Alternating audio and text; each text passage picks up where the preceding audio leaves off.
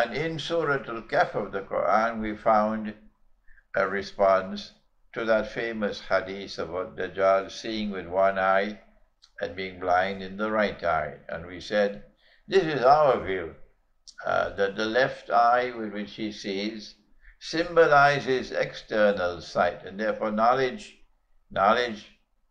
externally acquired, the scientific method. And the blind right eye symbolizes internal blindness. And so this is a new epistemology that comes from the Quran, different from the epistemology which has come from Dajjal, the secular epistemology of the secular world of knowledge, which is one-eyed. And when we turn further to the subject of the internal sight and the importance of the internal sight, how to be able to see with the internal eye and its importance, we come to that very famous event where the Prophet ﷺ spoke to us about Musa ﷺ and the khutbah, or the sermon he delivered in Sinai. And then one of the Israelites said to him, "What a wonderful sermon. You must be the most learned of all men." That is where we took it up. And then from the hadith we went to the Quran, where Musa ﷺ, he wants to meet the most learned of all men, who is the scholar of Akhir Zaman. It is his model of scholarship that is required to be able to understand the world in Akhir Zaman and to be able to respond to it appropriately. This is where the Darul Uloom has failed. And so we were introduced to Khidir alayhi salam. And we noticed how he dealt with Musa alayhi salam, meaning a Musa who is representing Banu Israel, a people with a chip on their shoulders, a people who have this intellectual arrogance. We have knowledge. Oh yes, you can't teach us anything. We are the intellectual elite of mankind. And so he deals with them in this way. He said, don't ask any question. He deals with them in this way. إِنَّكَ لَن تَسْتَطِيعَ أَعُوذُ بِاللَّهِ مِنَ الشَّيْطَانِ الرَّجِيمِ إِنَّكَ لَن تَسْتَطِيعَ مَعِيَ صَبْرًا وَكَيْفَ تَصْبِرُ عَلَى مَا لَمْ تُحِطْ بِهِ خُبْرًا. Should I have to translate that again? Tell me. All right? You should know the meaning by now. But with the one who is not arrogant, who has a genuine thirst for knowledge, a hunger for knowledge, who shows respect for the learned, for his teacher, and who is humble, this one he treats differently, not like that. Because Allah says, وَآتَيْنَاهُ مِنْ عِنْدِنَا وَآتَيْنَاهُ رَحْمَةً مِنْ عِنْدِنَا. He's very kind. He has rahmah. He's the personification of kindness to these people. And then we went to the event where Musa is not allowed to ask any questions. But then when he saw what he did with the boat, he scuttled the boat. And Musa was very angry and annoyed. Why did you do such a thing? These are poor fishermen. But what Musa did not know is because he judged the event from only external data. And he was unable to anticipate, to understand what was coming ahead. Islamic scholarship in Akhir Zaman must be able to recognize what is coming ahead. Well, yes, they want us to take the vaccination with the what is it called, the chip in it, so that they'll be able to monitor us wherever we are. I am not going to take that vaccination. And if it means that I cannot travel anymore, so be it. I prefer not to travel anymore rather than to submit to them and be vaccinated with that chip and become a part of the Jamaat of the Jala. And I'm not going to do that. You have to be able to anticipate what is coming. The one universal currency, and all your money is now locked up in that account. You can't take it out. You can only transfer from one account to another. And if they don't like your profile, they can freeze your account. They can seize your money. They can close your account, and you're left with nothing. We have to be able to anticipate. So Khidir alayhi salam could anticipate. He said, a wicked king is coming to seize the boats. Why does he want to seize the boats of the poor fishermen?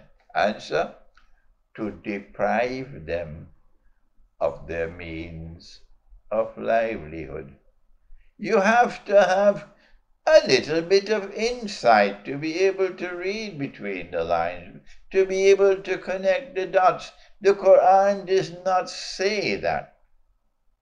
The Quran simply tells us he's coming to seize the boats. You have to ask, why is he doing that?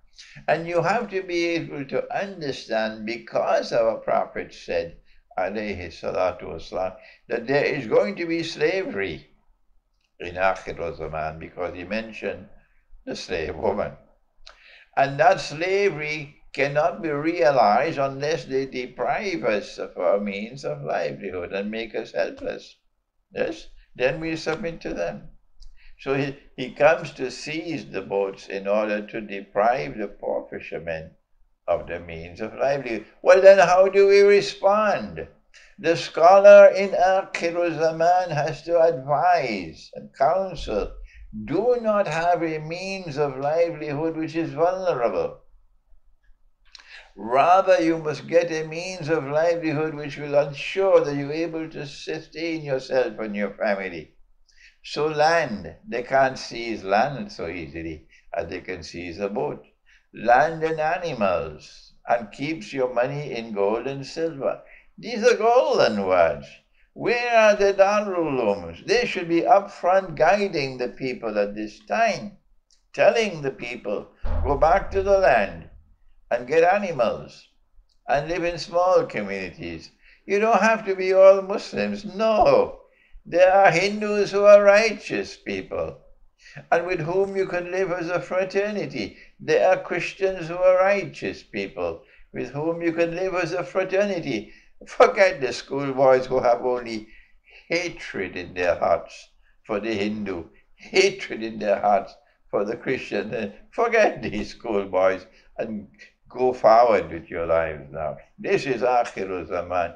It is a tremendous challenge now, and we must succeed in responding to that challenge. And then came, he scuttled the boat to save the boat. That's right. So we must ensure that we do not have an ostentatious way of life. We must scuttle our boats, live the way the Swiss live. They don't make a show of their wealth, not the Swiss people. And then we went to the second, which was the boy, and he killed the boy. And the reason why he killed the boy is because he knew that this boy was going to grow up to be so wicked that he will become a threat to his parents' fate. There are many who are living like that today. They have daughters who have gone wild.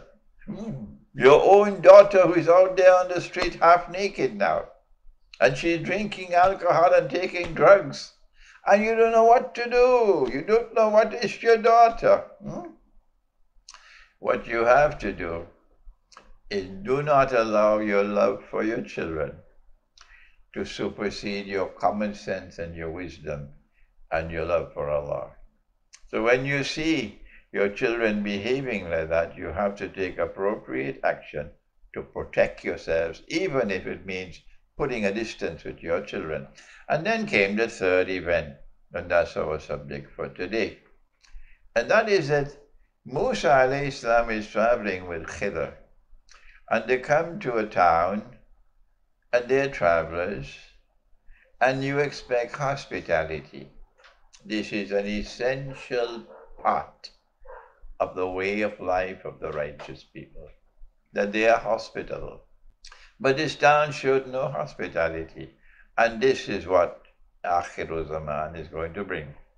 It's going to bring people whose hearts are so hard and who are so phenomenally greedy and who despise people so much that they show no hospitality. No. If they could rip you off of even the little that you have, even though they have millions and millions and millions, if they can rip you off of the little that you have, or they'll take a delight in ripping you off. It's a disease in the heart. And this disease is part of modern Western civilization. May Allah protect us from this disease of greed. And so the people showed no hospitality. And this was surprising to Musa alayhi salam. But then in the same town, there's a wall. And the wall is collapsing. And Khidir alayhi salam rebuilds the wall with his own pocket, his own money. And Musa alayhi salam could not contain himself. Why did you do such a thing? You should at least ask for a refund on the money you spent. And then Khidir alayhi salam said to him, it's time for you to move on. Hāzā firāqun bayni wa baynik. You must move on now. I can't keep you with me anymore. And Nabi Muhammad alayhi salatu wasalam commented, he said, I wish that Musa alayhi salam had showed more patience, and we could have learned some more from Khidir alayhi salam. This is the comment that he made. And then before I send you packing, let me give you the ta'wil. This is the word that the Quran used. Let me give you the ta'wil of that which you could not understand. Ta'wil is the interpretation. And so Akhir Zaman is a time when events which will occur which have to be interpreted. Yes, this virus, is it a natural virus? A natural virus cannot enter into Makkah and Medina. But this virus has entered into Makkah and Medina. If it's not a natural virus, then it has to be a manufactured virus, fabricated in a laboratory. And if it is fabricated in a laboratory, then they can bring it back anytime they want, anywhere they want, because they have it. So we don't know how long this virus epidemic will be prolonged and prolonged. It's not a natural one, which will have its life and then it vanishes. Not this one. So we have to be able to read between the lines and recognize what's coming ahead.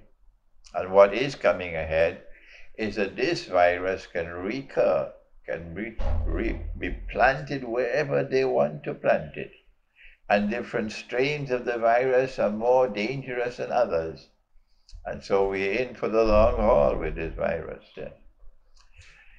And so Khidir alayhi salam said, now let me explain to you, let me give you the ta'wil or the interpretation. That in this town there was a righteous man who was dying and leaving behind 2 orphan boys. And he had some wealth he wanted to leave for his children, and he could not find anyone who could keep that wealth for him, so he dug a hole and he buried the wealth. You can't bury electronic money. You can't bury paper money. No.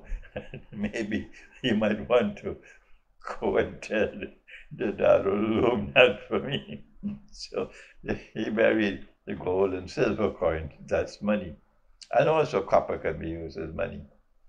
And he then built a wall over the money which was covered.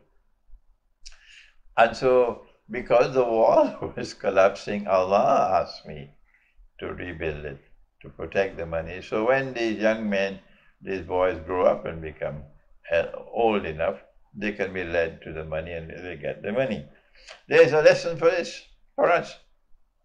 The lesson is that in Akhir Zaman, they'll come after everything that you have. You have to be able to protect it. Not only your wealth, your money, but yourself as well. In Akhir Zaman, you have to be able to dig a hole and bury yourself and put a wall on top of you. Why the wall on top of them? It's not just to protect the hole, but also when they come with their censers to be able to check to see where is money buried. The wall will protect them. And so you need to be able to protect yourself from the 5G. That's right. In Akhir Zaman, you have to find a cave, you have to find a place where you are safe. And this is why I said, and I'm going to not take much more time of you tonight. I said, the safest place of all, if you want to get out of the cities, look for a place where nobody wears a face mask. Look for a place where nobody wears gloves. And look for a place where no such thing as social distancing. It's abhorrent to them. That's a safe place to make your hijrah. Thank you. Assalamu alaikum wa rahmatullahi wa barakatuh.